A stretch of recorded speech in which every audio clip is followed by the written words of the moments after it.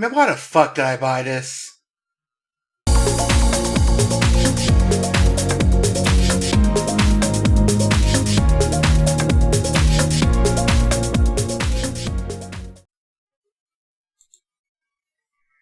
What's good, kinfolk? It's your boy Screwface Capone in the house. I hope you like that little cold intro. Yeah, I am the proud owner of a Atari VCS. Here it is again. And if you must know, I did not pay the full $400 asking price for it. In all seriousness, though, I knew I was going to get one eventually because I wanted to at least check it out. I'm still not sold on the whole concept of it.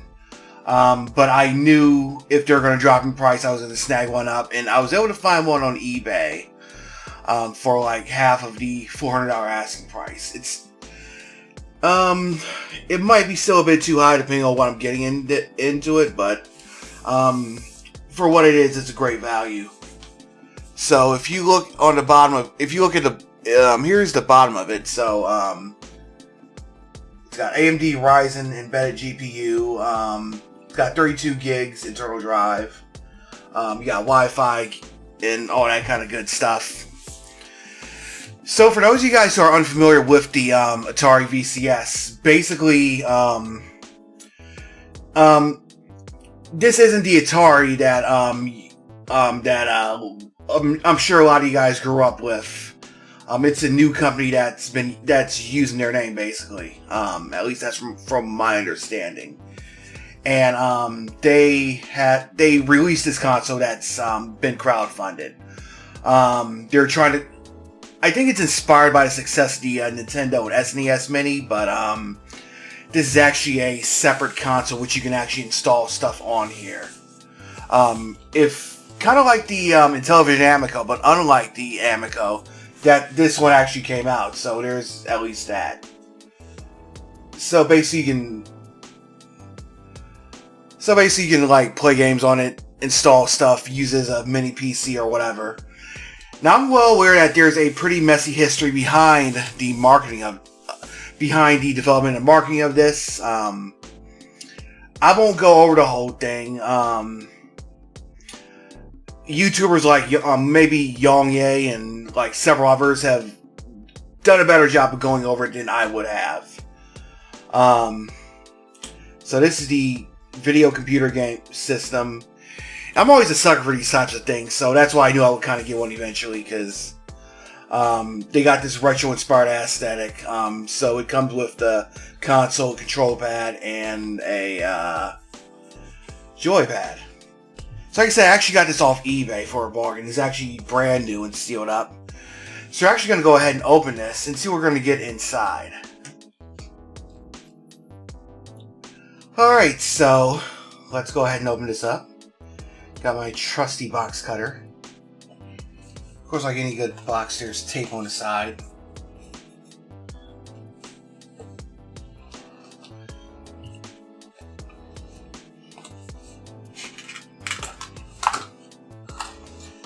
So here's the back of the box. You can stream games. You can customize it with upgradable RAM and storage. So that's all. So we're going to slide this thing off and see what we get in the box. Notice there's two smaller boxes in here. I assume one's for the console and one's for like both controllers.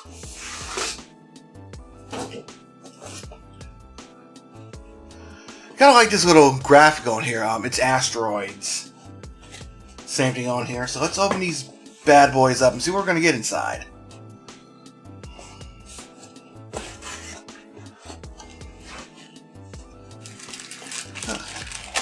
I'll say this, it's got some nice packaging. And of course, here is the retro-inspired joystick.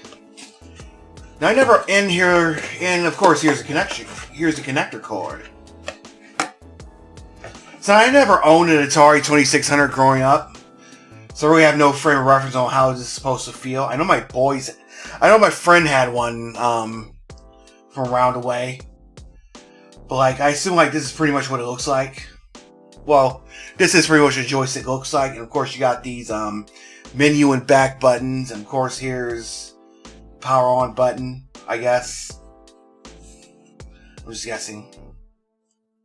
Oh, looks like he lighted up. Let's open up this box. So here's the bigger gamepad.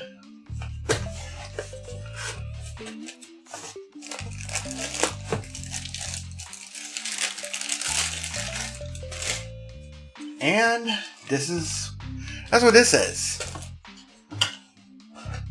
A more traditional gamepad.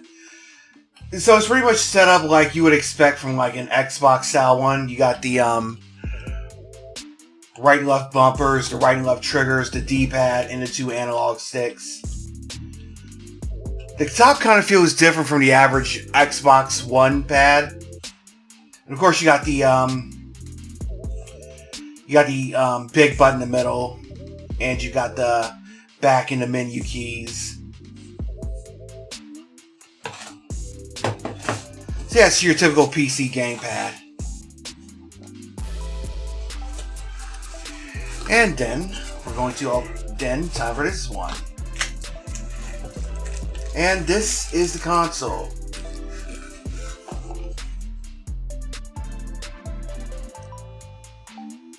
Here's a stop. Thank you for your VCS support. Don't return it to there. Return it to your. Don't return it to the store. Contact. Sorry, I'm having a brain fart. So here's the console itself. I assume the rest of the stuff is like plugs and stuff. So I really like it when they make these things easy to pack, because I move around a lot, so it's going to make it easy to pack back up. But here is the console itself. So it's got that old school look, and of course in the back you got your HDMI ports, the USB ports, the Ethernet, the plug, things like that.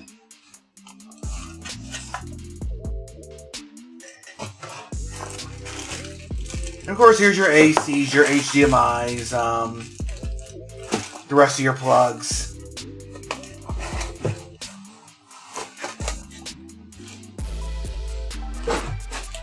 And this is the full package. Yeah, it looks like I really like the look of this console. It's got that like little 80s style look to it. Alright, so now that's done, I'm gonna go ahead and hook it up, connect it to the network, and we'll see what it looks like.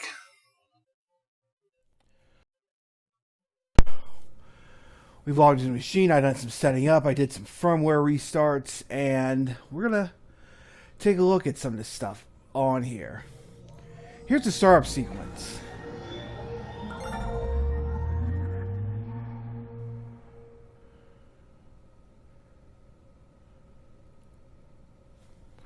And of course, here's my account.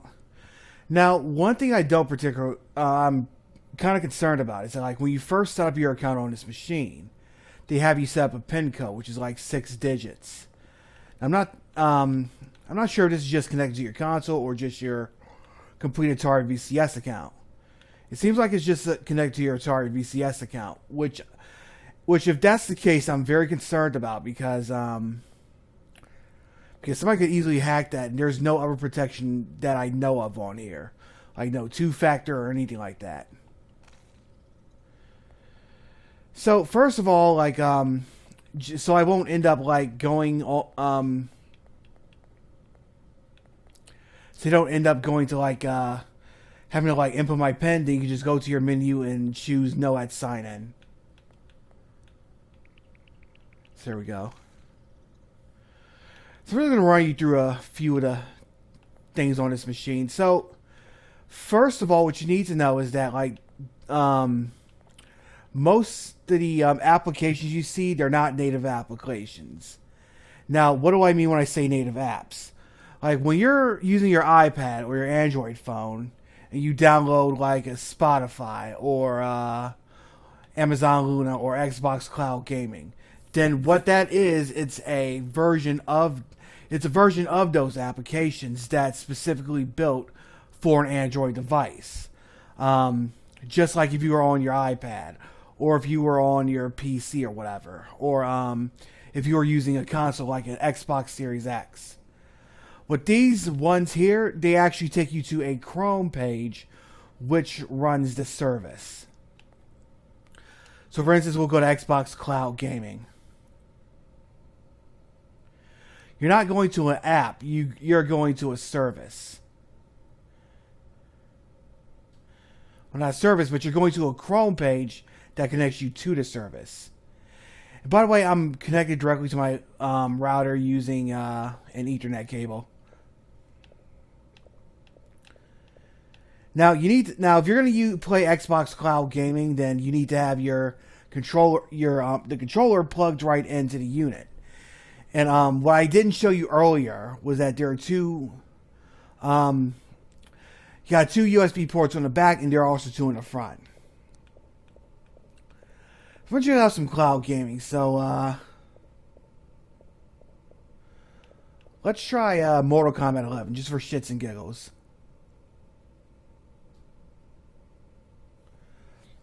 I'm just going to play one quick round. So I'm running the Xbox Cloud Gaming app on my Atari VCS.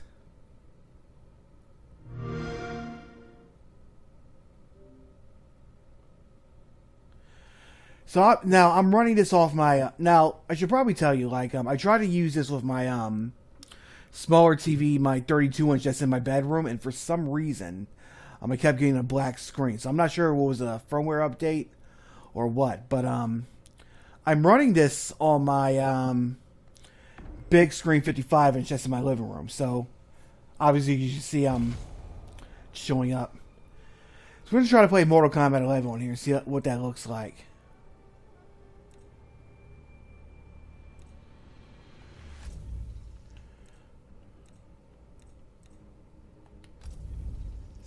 I'm not going to play online. Let's do...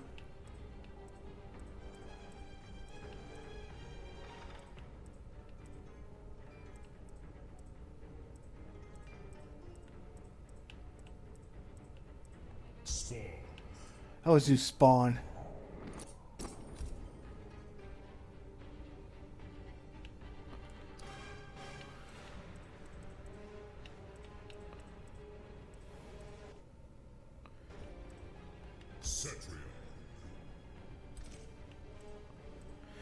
So there's a little bit of lag on here.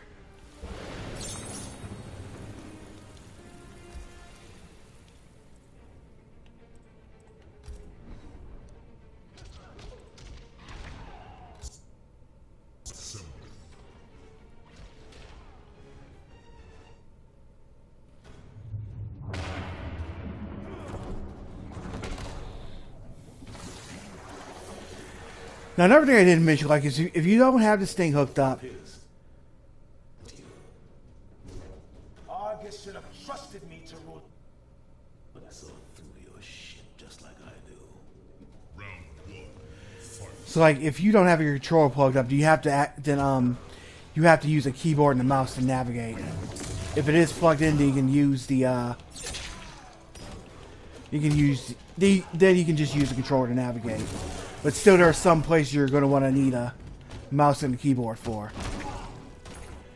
Speaking of a mouse, there's a companion app that you can download that you can use a trackpad as a mouse. I mean, you can use a trackpad on your... I'm having a brain fart. You use a trackpad on your phone as a mouse.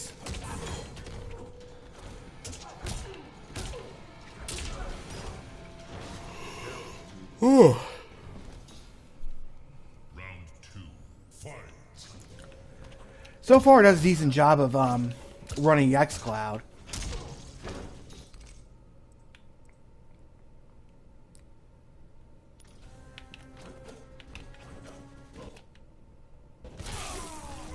I spoke too soon. Bit of lag.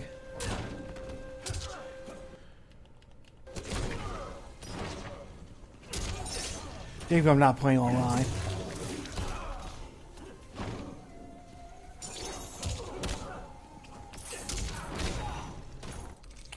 Let's see.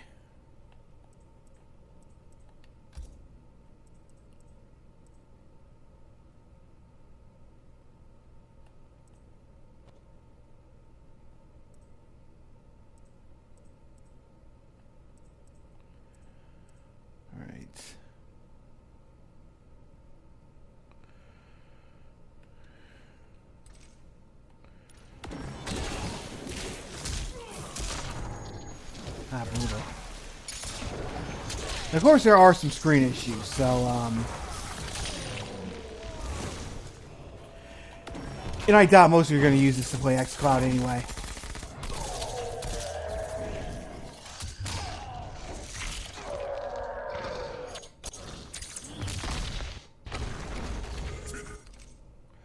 Okay, what was that again?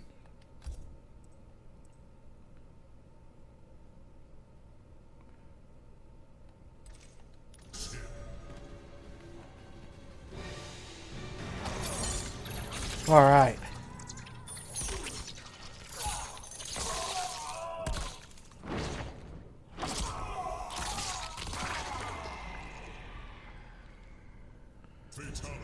Nice. It's always fun to do a fatality.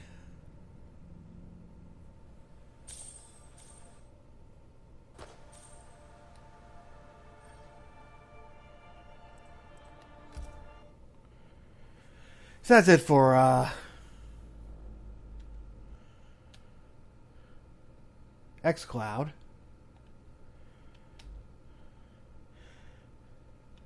And make sure you exit this properly.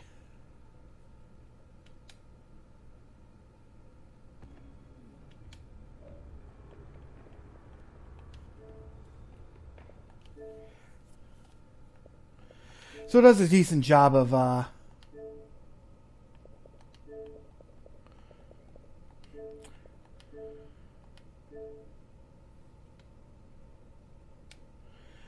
it does a fairly decent job of running Game Pass.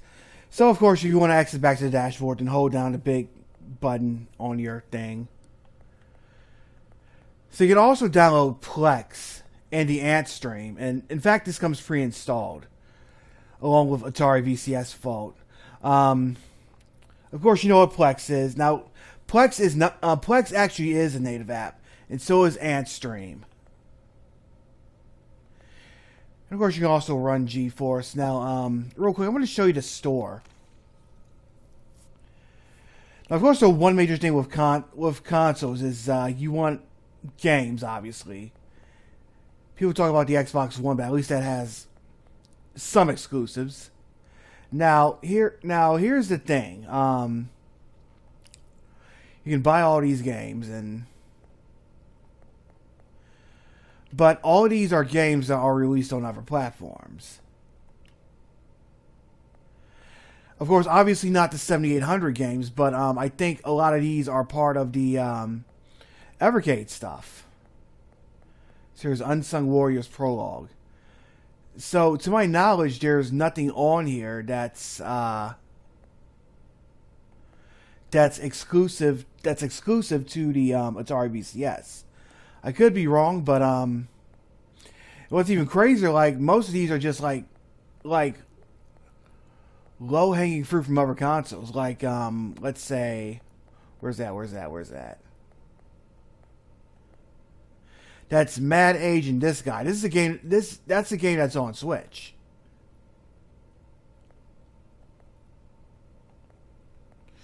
And Missile Command Recharge, that's on Switch as well, along with other systems. Boulder Dash Deluxe,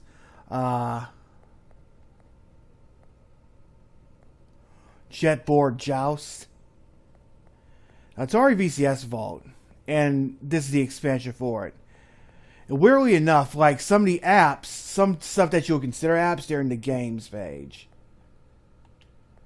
So here are the apps you can download too. So there's Twitch, Discord. You got your Twitch, you got your Discord. But again, I'm pretty sure like these aren't native applications.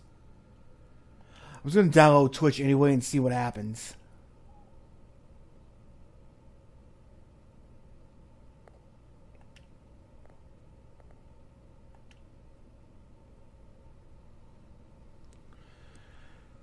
So again, you're not going to the actual Twitch app. You're going to a web page that runs Twitch. That's just so tacky. So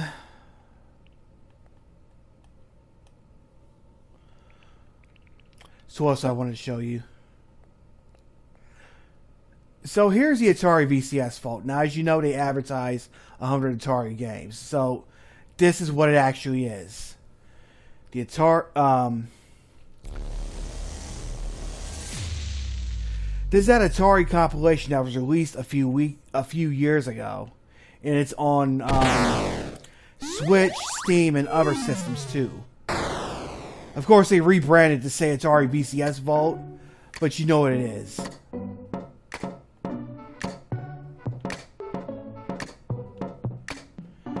But hey, it's a. But if you like retro games, then you can do. But you can do worse. You can do worse than this. We're going to talk about 100 Atari games, and this is what they mean. I think this is available for. You can get this and the expansion pack. I think it's available for like less than 20 for like less than $20. Don't quote me on that. But it's on other systems, and you can get it for cheap. Let's check out Antstream. It's actually really cool. It's a streaming service where you can play a number of old school games. And in the box, I got a offer for a $40 yearly subscription. Normally, it's not. It's $90 or something like that. Now, when I went to the page on there to like subscribe for it, I actually got a subscription for $8. So that's a whole annual membership for just $8. I think that's really awesome. And not only can you play this on the VCS, you can also play it on Android as well, and I think PC too. I'm really surprised that this isn't on like other consoles like Switch, Xbox, and PlayStation.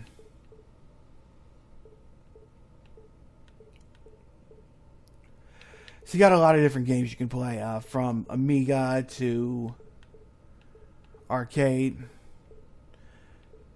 Era to Crow Maiden.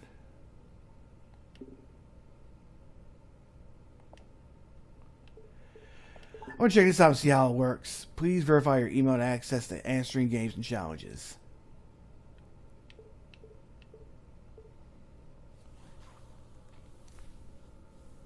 You know what? Give me one moment. I'm not going to do it on my console because... So like there's a whole ton of games that you can play, and looks cool so far. So let's see.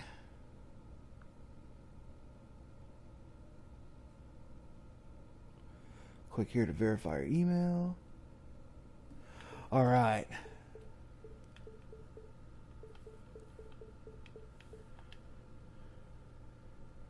Second Dimension. Interesting. So I've never seen this game before. It looks like it'd be a homebrew or an indie game. Yeah, it is. 2020.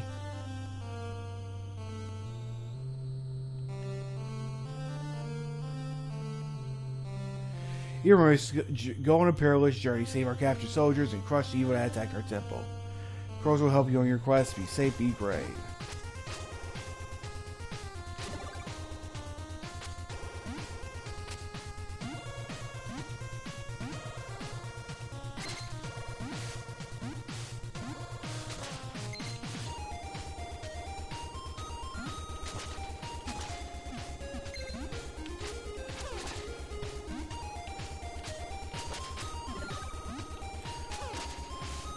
Yeah, it looks fun. Kind of like Castlevania Light. Let me get up there.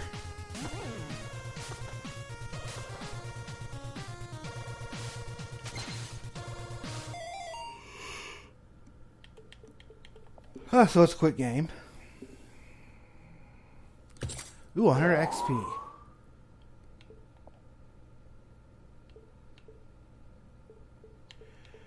Sometimes we have to check this out later because there's there's so much on here.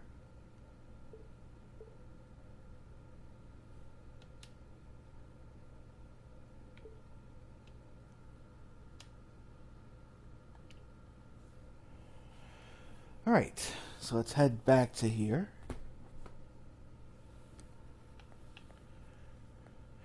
Now, like I said earlier, there's an app that you can run with this, and here it is right here, the Atari VCS Companion.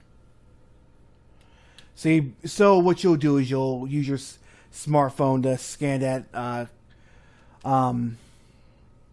you know, and then you'll download it. So finally what I'm going to do is I'm going to check out the PC mode on here. Because like the thing says, you can actually run a separate OS system on here. So I've installed a version of Ubuntu Linux. Ubuntu, or however you pronounce it. So what I'm going to do, and I have so what I just did is I plugged in my USB drive with the install file for with the boot copy of Linux. I had to unplug my my controller, and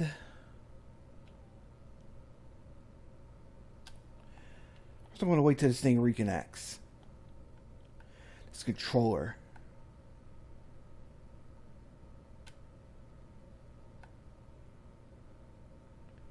Give me 1 second.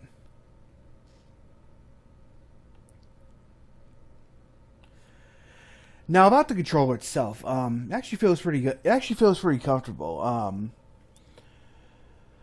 Like I'd say it's second. Like it kind of feels similar to the Xbox One controller. Like not too similar, but it feels very sturdy. It feels very smooth. So let's check out PC mode. See if we can get that to work. Here's PC mode. The Atari VCS allows you to boot a new operating system when restarting. To boot to a new OS, plug in a USB drive containing a bootable version of your preferred OS, then press A to restart. So,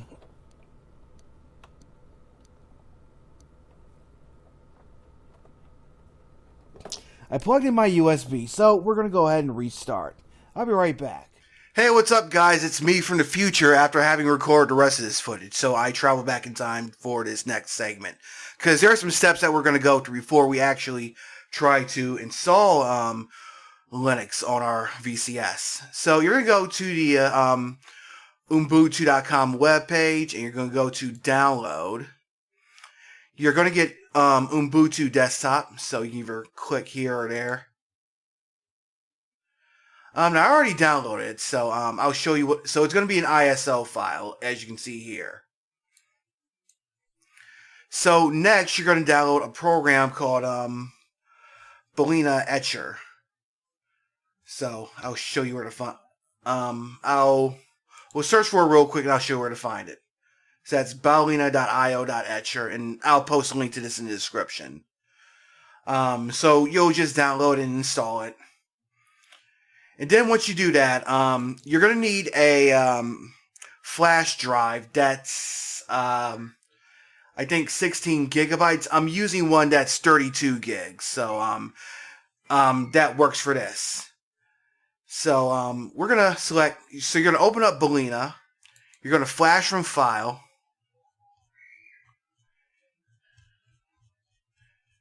And then you're going to go pick your file. So of course, Ubuntu 2204 desktop, we'll open it. And then when you select your target, you're going to pick this one, obviously. So make sure you got the correct one. You don't accidentally overwrite any of your other hard drives, because you know how it does. It destroys everything on there, then puts the ISO image to it. So we're going to do the 31 gigabyte. Obviously, I won't do it here because I already did it. So once you select target, then you hit flash, and it'll take a few minutes, and then you'll plug it back into your VCS, and you'll start the machine, and away you'll go. And with that, let's head back to our console.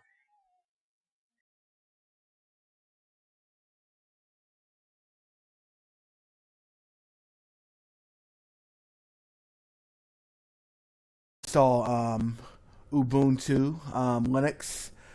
So I had to do this by trial and error earlier. I tried doing it using a what automatically left here.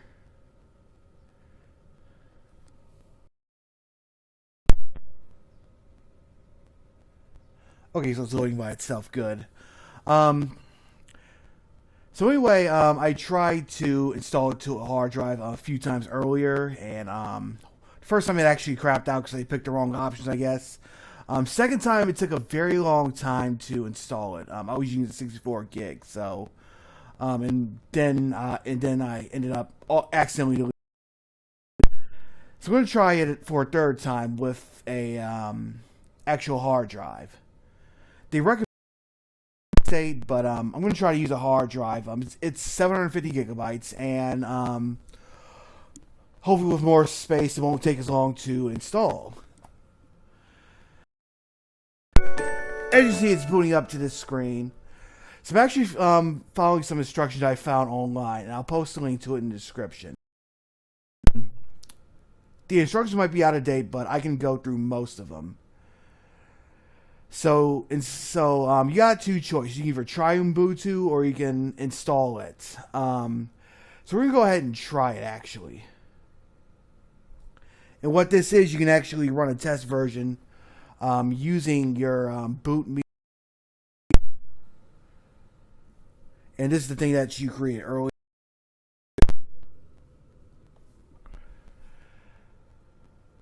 So I get the test version, but what we're going to do is go to activities, and what we're doing is we're going to search for gparted. That's this bad boy.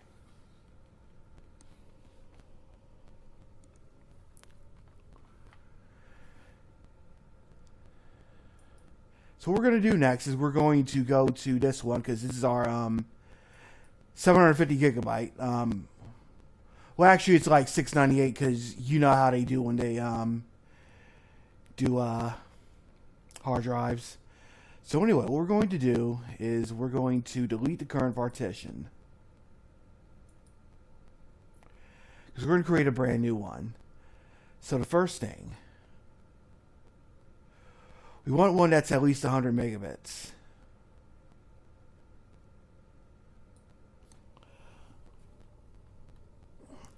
So, now obviously you'll need a keyboard and a mouse. So, the first thing we're going to do is set this to 0. That's the free space proceeding.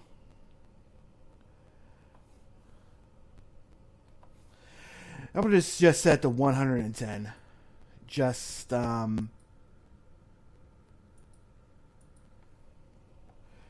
let's see. Would he really let me? Let me cancel real quick. Go to here, right click, hit new. Free space proceeding, that's going to be 0. Or maybe not. I'm going to set this to 110. And of course the free space following, they won't let me name the partition, so I think let me see. So I'm actually looking off the things. Now, what we're doing is we're creating different partitions on the disk. Give me 1 second.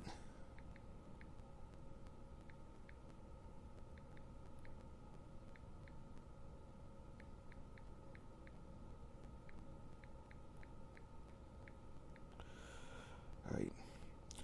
Yeah, I have to pull it up on my cell phone here, so...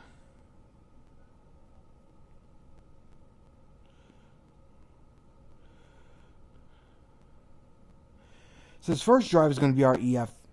So this first drive is going to be a EF drive. So it's going to be the so it's going to be the first partition for the boot file. So this is going to we're going to switch this to FAT32. And we'll keep the rest of the settings as is.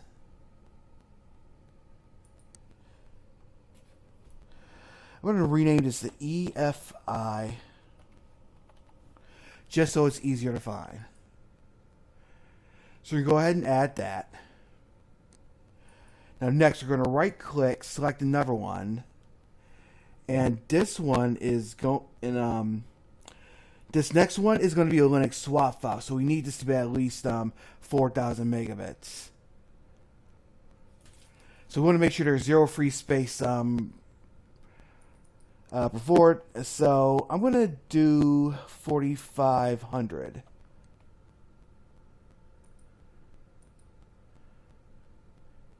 And of course, you'll automatically adjust to the remainder of the free space. So that's going to be added. So we got the... So now what we want to do is take this one. And this one's going to be for the rest of the space on it. And this is going to be our root file. So we're just going to keep this ext4, and I'm going to name this partition root. That way I can find it easier.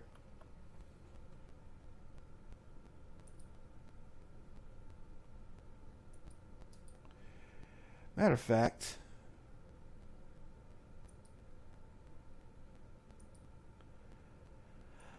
I wanted to rename that one, but I guess it's fine. I'll just keep it as is. So apply all operations.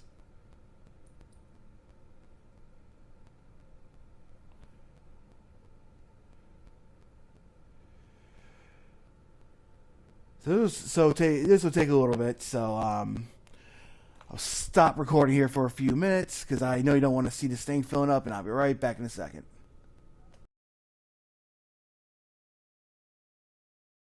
That didn't take nearly as long as I thought it would, probably a few seconds at best. So we're going to close out of this one. And we're going to close this one. And now we're going to go ahead and install. So we'll click this icon up here.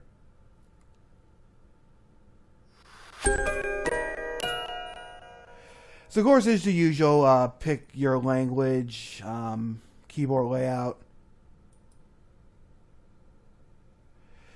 So we're going to go with normal installation and install third-party software. Configure secure boot.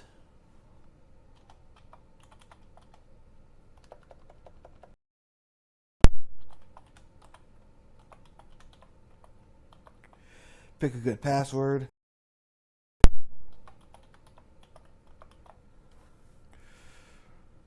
So go ahead and continue.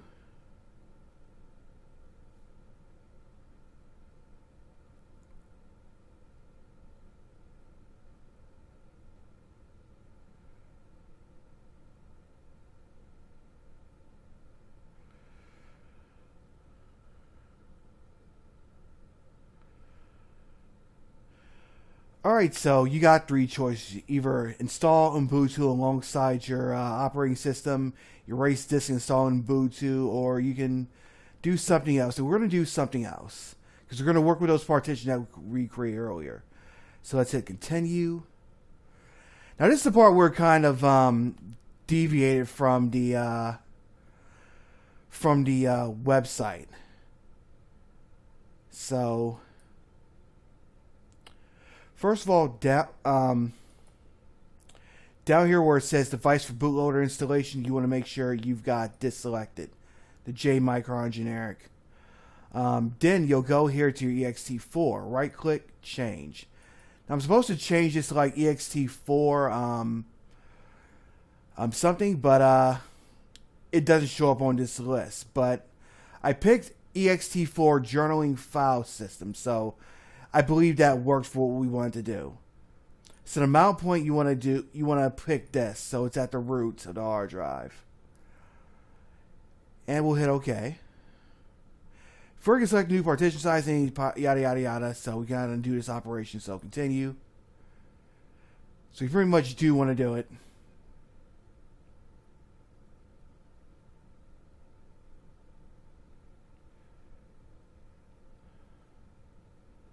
So we're waiting on this.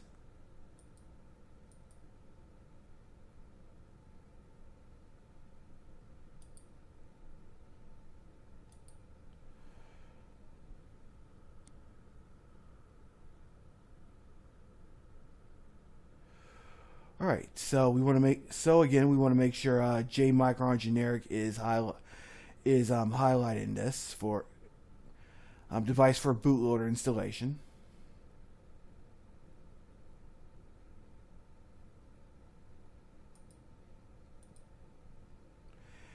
And we'll hit install now. The file system has not been marked for formatting. Directories containing system files that already exist will be deleted during the install. So this is a brand new hard drive, so go ahead and click continue. The partitions have been planned. If you plan on using already created file system, be aware that Existing file systems may prevent the...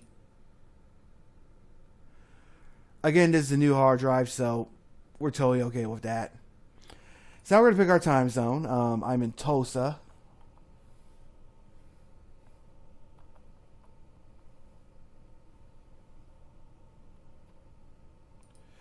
We'll go ahead and pick that. Hit continue.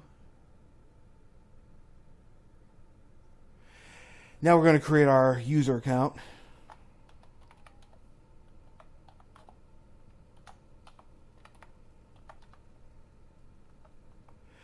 You'll pick your computer's name, a username, and a password.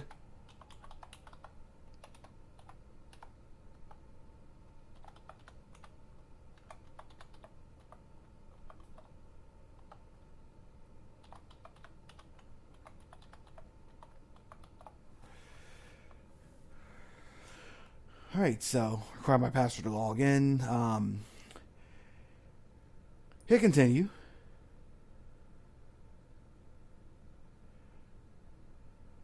So now this is the install file. Now this is gonna take a while. Maybe it will be a bit faster because I'm using a hard drive. But I think for now I'm going to stop recording because I'm pretty sure you don't want to watch this for the next several hours or so. And I'll be right back.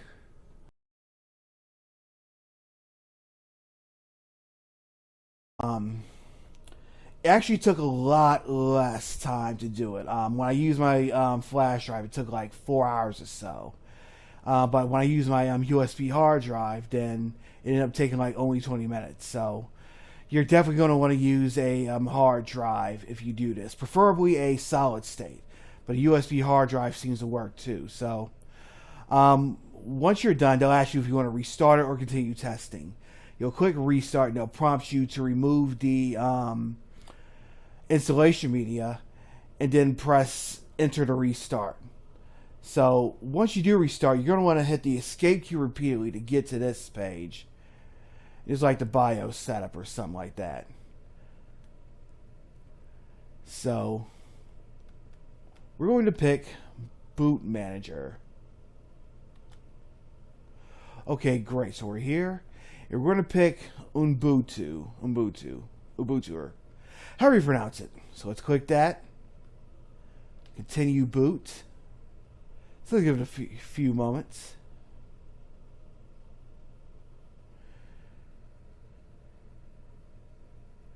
Root clean.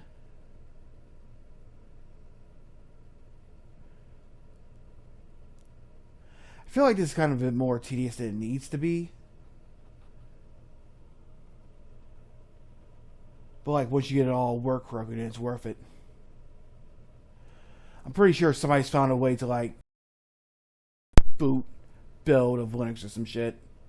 I don't want to count my chickens before they've hatched. But so far so good.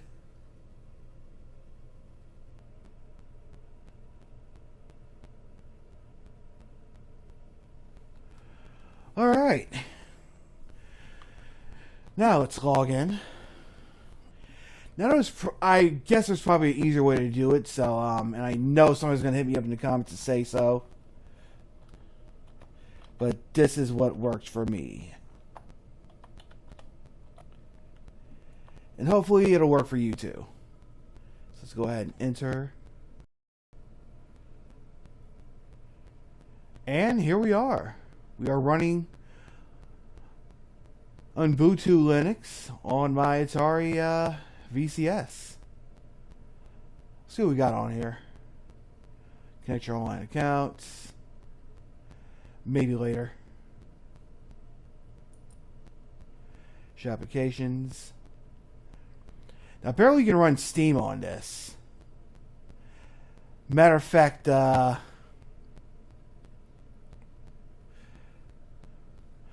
website that I got most of this information from, they showed how you can do it. So apparently there's like some app store. Software catalog is being downloaded. Get Kraken. Warzone 2100. Ooh. I'm gonna have to check out some of this stuff. Now, apparently, like you can go into the into this thing's guts and upgrade the RAM and the hard drive. But I probably won't do that. And of course, no doubt people will run emulation on this. I'll play around with this a bit more. And if you guys want to see a follow up, maybe run some emulation, try with another install with another OS. I'm having a brain fart because it's Monday, even though it's Memorial Day. Or just see what else this thing can do, then feel free to let me know in the comments. But as you can see, we've got Linux running on this thing. Check out games.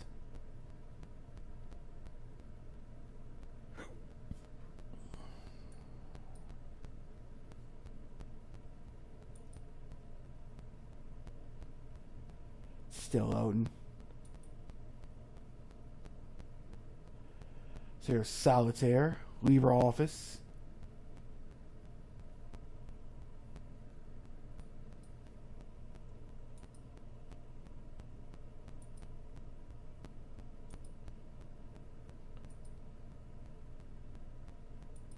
Games aren't loading up. Personalization.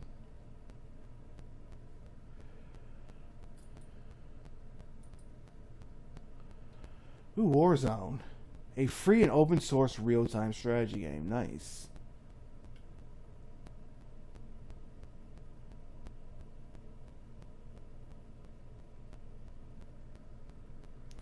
I'll check it out later. So anyway, yeah, this is Ubuntu Linux, and it's running on an Atari VCS. Eat your heart out. So let's close this out, and I'll give you guys some final thoughts, I suppose. Alright, so that was the Atari VCS. I hope you enjoyed it. So, what do I think about it? It's not a bad machine. The design kind of has that little 80s feel to it. The controller is sturdy. It has that old school touch to it. But as far as a game machine, then definitely a no-go. I mean, I don't really know what kind of market Atari is aiming this for, because I can't imagine that they're thinking of competing against Microsoft, Sony, and Nintendo. Because as a game machine, there's nothing on there that's not on another platform. Whether the PC games or the indie games or just the other titles that are on there. Also, very few native apps. Like I said earlier, when you run that Xbox Cloud Streaming app, and you're not running an actual app. You're just pulling up a Chrome page that connects that service. So to me, that's kind of tacky. While AntStream is cool, but that's something that you can play on your PC, and with the 100 old school Atari games that you get with it, again, all that is a compilation that came out a few years ago on just about every platform. So, as a game machine, then I don't really think this really ain't it. Well, you can run Plex on it, and that's one of the few applications are there that actually is an application, that actually is a native app. But if you want to run a media server, then you wouldn't buy a $400 machine for it. Now, of course, the real draw is being able to install other OS systems on it, like Linux. But really, what can you do with this that you can't do with a Raspberry Pi? I know a lot of people say, oh, buy a Raspberry Pi and shut the fuck up then, but I think in this case, it's very valid, because it doesn't seem like there's anything you can really do with this that you can't do with a Raspberry Pi, and a Raspberry Pi is just a fraction of this device's asking price. And of course, when I say $400, that's just that whole complete pack with the console and the controllers and stuff. Now, you can take it apart and upgrade it, so it's got that going for it. So I think the only real interest in this would be hobbyists. Like if you're really into like these little plug and play systems and you're really into modding. Because of course you can go online and see people running emulators on it and other operating systems. So that is pretty cool. So again, that's going to be the major draw. Now if you got the $400 to spend on the system, then so like I said, I'm assuming that Atari isn't meaning for this thing to compete against the Xbox or the PlayStation. So if you got the $400 to like really spend on this, then you're not gonna spend it on this Atari VCS. We can get a get an Xbox Series S, a PlayStation 5 digital, or just save up and get that extra $100 and upgrade to the PS5 and the Series X, or you just buy the Nintendo Switch OLED. So like I said, I'm not totally tearing down the machine. Like, if this looks like something that you want, then I would basically wait until it goes on sale, or you can get it for cheaper like I did. Like I say, I got mine for only $200 off of eBay, so I guess that would be a good value. So yeah, that's what. So like I wouldn't rush out to get this one, but if you can catch it on sale, then check it out, play around with it, see what you can do with it. But again, I don't really see, this thing really doesn't have anything to offer that other platforms can't do. So that was it. Let me know what you think in the comments. Like I said, if you want to see a follow-up, like me running an emulator, me trying another operating system, or whatever else, then let me know in the comments. Anyway, if you made it this part of the video, then I thank you for it. If you like what you just saw, then please hit that thumbs up icon.